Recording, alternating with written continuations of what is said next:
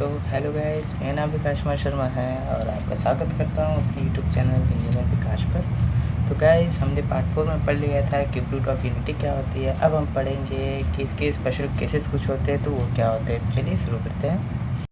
So guys, ये special cases हैं। आप चाहो तो इसका स्क्रीनशॉट लेके रख सकते हो क्योंकि इससे बाहर कंपटीशन लेवल में कभी भी नहीं पूछेगा। तो चलिए हम समझ लेते हैं इसको कि कैसे सॉल्व होते हैं। देखिए, z आपको पता ही है क्या होती है, ठीक है। z इक्वल टू होता है ए एक्स प्लस आई वाई, ठीक है। ये होता है हमारा z और इसमें z बार है। z बार आपको पता है कि इसका कॉन्जुगेट होता है x माइनस आई वाई। ओके गाइस, जो पहला इसका केस है उसको हम देख लेते हैं कि वो कैसे आते हैं क्वेश्चंस, ठीक है। तो पहले को अगर हम क्वेश्चंस में लेंगे तो ये हो जाएगा। तो गाइस देखिए, हमारा क्वेश्चन है z माइनस टू प्लस बार में z माइनस टू और इक्वल टू 6, ठीक है। तो ये इसमें हमें ऑप्शन मिलते हैं क्या क्या, वो देख लेते हैं। सो गाइस, तो चलिए देखते हैं ये पहला जो केस है हमारा, ये क्या होता है। तो ये z minus Z one bar में plus z minus Z two bar में इक्वल टू के इक्वल ऐसे क्वेश्चंस आते हैं, ठीक है। ये क्वेश्चन आते हैं ऐसे और हमको बताना रहता है कि ये क्या है। सर्कल रिप्रेजेंट कर रहा है, हाइपरबोला रिप्रेजेंट कर रहा है, पैराबोला रिप्रेजेंट कर रहा है या स्ट्रेट लाइन रिप्रेजेंट कर रहा है या कुछ भी कह सकता है, ठीक है। तो देखते हैं इसके केस में क्या होता है। Where k is not equal to bar z1 minus z2 it is called ellipse. तो जब इस z1 और माइनस z2 करते हैं और अगर वो के इक्वल नहीं आता है, ठीक है, तो वो इलिप्स हो जाता है, ठीक है। सिमिलरली दूसरे में z minus Z one minus z minus Z two equal to k, ठीक है। जब ये z1 माइनस z2 के इक्वल नहीं आता है तो ये हाइपरबोला होता है, ठीक है। एंड नेक्स्ट z माइनस, ये देखिए ये बार है z बार, इसको और इसको एक मत करिएगा, एक मत सोचिएगा आप, ठीक है। ये होता है z बार और z बार मैंने बता चुका है, ये कॉन्जुगेट होते हैं। और ये देखिए इधर भी, ठीक है। तो इसका जो केस है तीसरा केस इक्वल टू के हो गया, ठीक है। तो k is not equal to 0 then it is square, ठीक है। अगर के की जो वैल्यू है 1 आती है, 2 आती है, 3 आती है, कोई भी नेचुरल नंबर आती है तो ये एक स्क्वायर होगी, ठीक है। इफ़ के इक्वल टू 0, ठीक है, अगर ये के 0 हो जाता है then it is a straight line, ठीक है। और फोर्थ केस क्या हमारा कहता है, z minus Z one by z plus z one equal to k if k equal to 1, ठीक है। अगर के एक के बराबर है तो वो एक्स वाई प्लेन को, यानी एक्सिस x या y, ठीक है, x या y एक्सिस को रिप्रेजेंट करेगा। और अगर k is not equal to 1 तो ये एक सर्कल को रिप्रेजेंट करेगा, सर्कल को, ठीक है।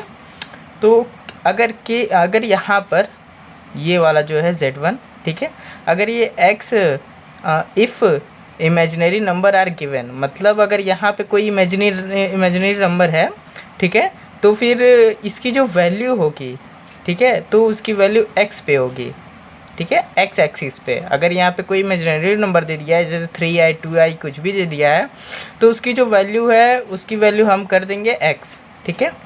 और अगर यहाँ पे कोई रियल नंबर है मीन्स 2 3 4 5 6 कुछ भी है तो उसकी जो वैल्यू हो जाएगी वो हो जाएगी y, okay.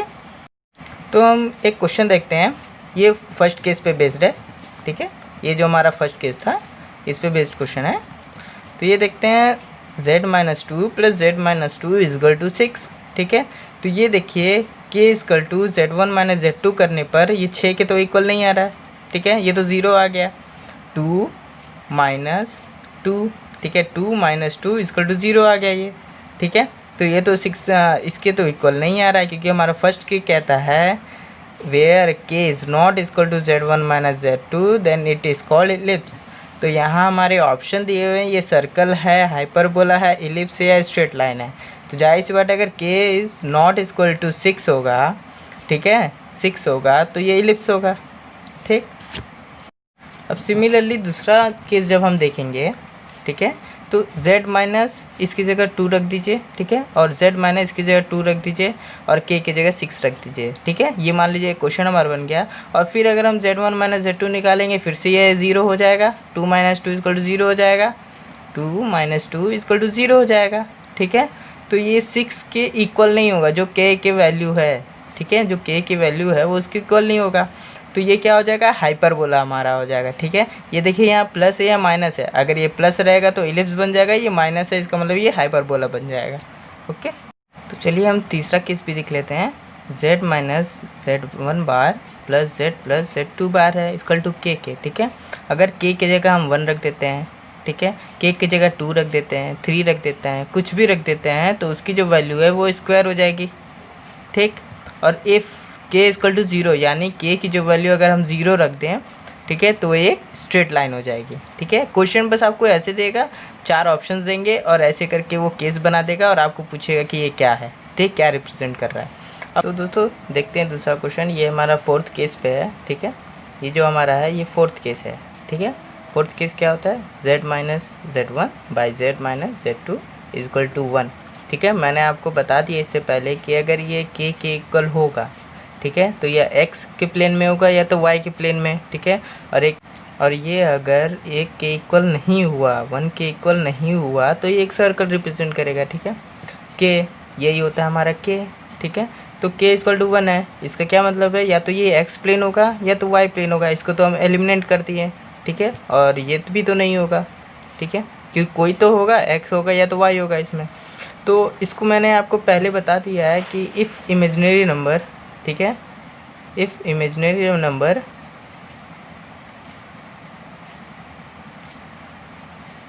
Given then it is y plane. ठीक है, और if real number given then it is x plane. ठीक है, ये मैंने पहले पीछे बता दिया है। ठीक है, तो ये कैसा नंबर है, ये एक रियल नंबर है ना, ये एक रियल नंबर है। ठीक है, ये एक रियल नंबर है, तो ये क्या रिप्रेजेंट कर रहा है, ये रिप्रेजेंट कर रहा है x प्लेन, तो इसकी आंसर क्या हो जाएगी, x प्लेन। ठीक है, अगर यहाँ पर सपोज़ ये क्वेश्चन होता, ठीक है, तो ये क्या हो जाता है, ये एक इमेजिनरी नंबर है।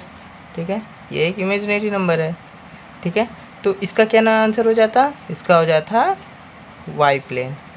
ठीक है, y प्लेन क्यों हो जाता है, क्योंकि ये एक इमेजिनरी नंबर है। ओके, आई होप ये सारे आपको कॉन्सेप्ट समझ आ गए होंगे इसके केस के। ठीक है, कुछ है नहीं इसमें, बस आपको सारे इसके केसेस याद रखने पड़ेंगे कि ऐसे ऐसे ये केसेस होते हैं और ये हमको याद रखने होते हैं। ठीक है, जैसे फार्मूलाज होते हैं उस तरीके से ये भी हमको याद रखने पड़ते हैं। किसी भी कॉम्पिटिटिव एग्जाम में बस दे देगा ये कि हाँ इतना दे देगा और इतना इक्वल टू क्या रिप्रेजेंट कर रहा है आपको बताना होता है। ठीक है, तो गाइज ये आप लोग के लिए क्वेश्चन है, आप लोग कमेंट में मुझे बताइएगा कि ये क्या होगा, सर्कल होगा, एलिप्स होगा, हाइपरबोला होगा या स्क्वायर होगा। ओके, सो गाइस अब हम देखेंगे कि आयोटा के जो पावर्स होते हैं उसमें कुछ सम इम्पॉर्टेंट वैल्यूज़ होते हैं। ठीक है, वो देखेंगे वो क्या क्या होते हैं। तो इतनी वैल्यूज़ तो आपको पता है कि आयोटा के क्या क्या होते हैं। ठीक है, तो अब एक डिफरेंट वैल्यूज़ देखते हैं क्या क्या होते हैं। पहले हम देखेंगे 1/i की क्या वैल्यू होती है। ठीक है, तो 1 को हम i⁴ लिख सकते हैं। ठीक है, और यहाँ पे i ये हो जाएगा और फिर यहाँ से ये कैंसिल हो जाएगा, तो ये बचेगा i⁴। ठीक है, ये हमारा i⁴ बचा, i⁴ की वैल्यू -i हो गई। ठीक है, सेकंड केस देख लेते हैं क्या होता है, 1/i²।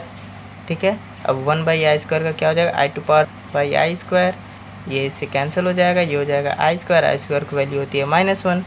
ओके, तो ऐसे ही आपको 1/i⁴ 1/i⁴ तक निकाल लेना है। वैसे ही हमको 1/ω इक्वल टू क्या होता है, तो आपको पता है ω3/ω। ठीक है, तो ω² हो गया। ठीक है, तो ω² की वैल्यू आपको पता है क्या होती है, -1 -√3i/2 होती है। ठीक, सो गाइस अब देखते हैं need of complex number in real life. ठीक है, ये क्वेश्चन मुझसे किसी ने पूछा था कि आप बताओ कि नीड क्या होती है, हमको क्यों ज़रूरत है पढ़ने की, क्यों आखिर ज़रूरत पड़ती है इसकी। तो मैं आपको बताने जा रहा हूँ कि इसकी नीड क्या होती है।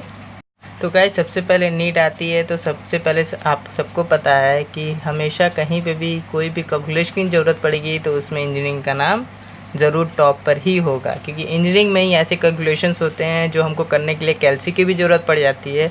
लेकिन अगर आप सोचिए कि अगर पास कैल्सी नहीं है और कोई आपके पास वैल्यू आ गई -3 आ गई, √-3 आ गया, √-4 आ गई, तो आप इसको सॉल्व कैसे करेंगे। ठीक है, सबको ये प्रॉब्लम हो जाती है कि अब क्या कैसे सॉल्व, तो उसके लिए हम लोग आयोटा का यूज़ कर लेते हैं।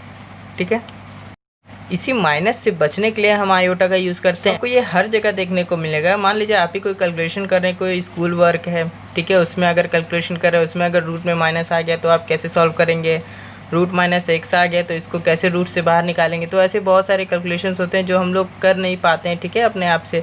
तो उसके लिए ही आयोटा बना था, ठीक है, सर हैमिल्टन ने इसीलिए इसका यूज़ किया। सेकेंड में हमारा आता है साइंटिफिक में, ठीक है। इसमें भी आपको पता है कि साइंटिस्ट लोग भी तो बहुत सारे जैसे इन्वेंशंस वगैरह करते रहते हैं, तो उनको कैलकुलेशन करने की ज़रूरत पड़ती है हर जगह। तो कैसे वो कैलकुलेशंस करें, क्योंकि हर जगह से कैल्सी तो अगर आपके पास हो ये तो ज़रूरी नहीं है, कभी कभी कैल्सी नहीं होती है। मान लीजिए कहीं रखा हुआ है या आप ढूंढ नहीं पा रहे, घर में रहे, ठीक है, तो उस टाइम पर अगर आपको कैलकुलेशन करना है और इसकी वैल्यू जाननी है तो कैसे जानेंगे, ठीक है। तो उस टाइम हम आयोटा का यूज़ कर लेते हैं। सो गाइस बहुत जगह इसकी नीड पड़ती है, ठीक है। तो हम कोई स्पेसिफिक जगह नहीं बता सकते हैं कि इसकी नीड कहाँ पड़ेगी। आप अगर नॉर्मल लाइफ जी रहे हैं तो आपको इसकी ज़रूरत नहीं पड़ेगी, लेकिन आप किसी के अंडर में अगर वर्क कर रहे हैं, ठीक है, और आपको उस वर्क में कोई भी तरीके का अकाउंटिंग या किसी भी चीज़ का काम पड़ रहा है जिसमें आपको न्यूमेरिकल वैल्यूज़ ढूंढने पड़ रहे हैं, लगाने पड़ रहे हैं। मान लीजिए आप पायलट ही क्यों ना हो, ठीक है, अगर आप पायलट बन जाते तो उसमें भी बहुत सारे कैलकुलेशंस आपको करने पड़ते हैं। एयरमैन में जाएंगे उसमें भी आपको कैलकुलेशन करने पड़ते हैं। तो हर जगह आपके साथ कैल्सी तो नहीं होगी, ठीक है, ज़रूरी नहीं है कि हर जगह के पास कैल्सी हो, क्योंकि ज़्यादातर बीटेक में भी कैल्सी का कम यूज़ होता है, ठीक है। सारे कैलकुलेशंस के लिए नहीं यूज़ होता है, बस पर्टिकुलर किसी सब्जेक्ट में आपको कैल्सी दे दिया जाता है यूज़ करने के लिए, सब में तो नहीं दिया जाता। अगर किसी में ये वैल्यू आ गई तो फिर आप क्या करोगे, ठीक है। तो इस तरीके से हम उस सबको सॉल्व कर लेते हैं।